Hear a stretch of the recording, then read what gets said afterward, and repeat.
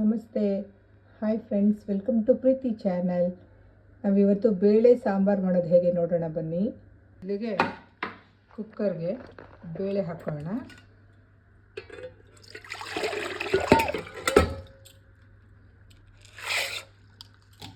ಅದ್ರ ಜೊತೆಗೆ ಈರುಳ್ಳಿ, ಕರಿಬೇವು, ಕೊತ್ತಂಬರಿ ಸೊಪ್ಪು ಬೇಡ, ಕ್ಯಾರೆಟು, ಬೀನ್ಸು, ಆಲೂಗಡ್ಡೆ, ಬದನೆಕಾಯಿ, ಟೊಮೆಟೊ ಇಷ್ಟು ಹಾಕಿ ಕುಕ್ಕರಲ್ಲೀಗ 2 ಕೂಗು ಕೂಗಿಸ್ಕೋಬೇಕು. ಕುಕ್ಕರ್ 2 ಕೂಗು ಕೂಗಿಸೋಣ. ಹುಣಸೆ ಹಣ್ಣು, ಬೇಳೆ ಸಾಂಬಾರು ಪುಡಿ, ಹುಣಸೆ ಹಣ್ಣನ್ನು ಹುಳಿ ಕಿವುಚಿ ತೊಗೊಂಬಿಡೋಣ. ಆಮೇಲೆ ಬೇಳೆ ಸಾರು ಪುಡಿ, ಉಪ್ಪು ಹಾಕಿ ಮಿಕ್ಸ್ ಮಾಡ್ಕೋಬೇಕು. ನೋಡಿ, ಈಗ ಹುಣಸೆಹಣ್ಣು ಹುಳಿ ತೊಗೊಂಡಿದ್ದೀನಿ.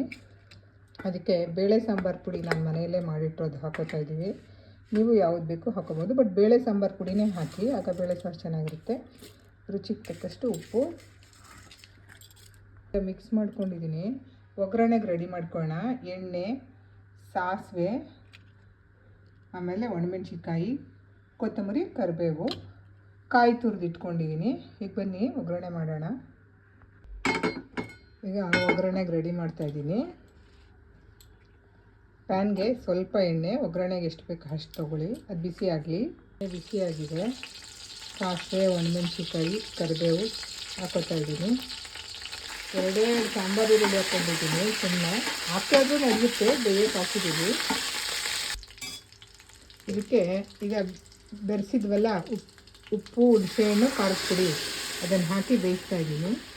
ಇದು ಸ್ವಲ್ಪ ಬೇಯಬೇಕು. ಅಲ್ಲಿ ಬೇಳೆ, ಕ್ಯಾರೆಟು, ತರಕಾರಿ ಎಲ್ಲ ಬೇಯೋ ತನಕ ಈ ಒಗ್ಗರಣೆ ರೆಡಿ ಆಗಿಬಿಡುತ್ತೆ.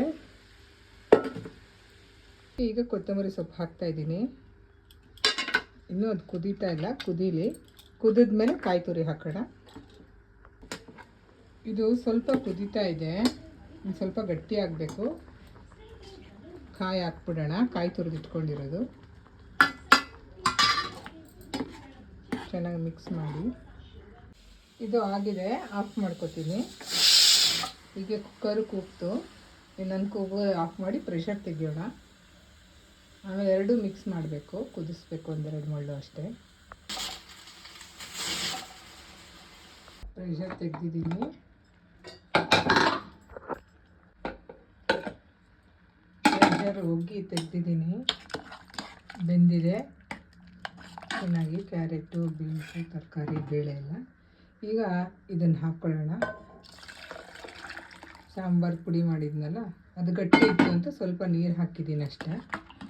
ಈಗ ಇದನ್ನು ಗ್ಯಾಸ್ ಹಚ್ಚಿ 2 to 4 ಮಿನಿಟ್ಸ್ ಬಿಸಿ ಮಾಡೋಕ್ಕೆ ಬಿಡೋಣ. ಇದು ಬೆಂದಿದೆ, ಅದು ಬೆಂದಿದೆ. ಮಿಕ್ಸಪ್ ಆಗಲಿ, ತರಕಾರಿ ಉಪ್ಪು ಖಾರ ಇರಲಿ ಅಂತ. ಅದು ಕುದಿಯೋವರೆಗೂ 1 ಮಳ್ಳು ಕಾಯೋಣ. ಕ್ಯಾಪ್ ಹಾಕೋದು ಬೇಡ, ಯಾಕೆಂದರೆ ಟೇಸ್ಟ್ ಹೋಗುತ್ತೆ. ನೋಡಿ, ಸಾಂಬಾರೀಗ ರೆಡಿಯಾಗಿದೆ. ಗ್ಯಾಸ್ ಆಫ್ ಮಾಡ್ತಾಯಿದ್ದೀನಿ. ಈ ಬೇಳೆ ಸಾರು ಇದೇ ಮೆಥಡಲ್ಲಿ ಮಾಡಿ ಟೇಸ್ಟ್ ಮಾಡಿ ನೋಡಿ, ಕಾಮೆಂಟ್ ಮಾಡಿ. ಟೇಸ್ಟ್ ತುಂಬ ಸೂಪರಾಗಿರುತ್ತೆ. ಬೇಕಿದ್ದರೆ ಬೆಲ್ಲ ಹಾಕೋಬೋದು. ಇಡ್ಲಿ ಮಾಡಿದ್ರೆ ಇದು ಇಡ್ಲಿ ಸಾಂಬಾರಾಗುತ್ತೆ. ಬೆಲ್ಲ ಹಾಕಿಲ್ಲ ಅಂದರೆ ಊಟದ ಜೊತೆಗೆ, ಅನ್ನದ ಜೊತೆ ಸವಿಯಲು ಸಿದ್ಧ. Thank you for watching. Bye.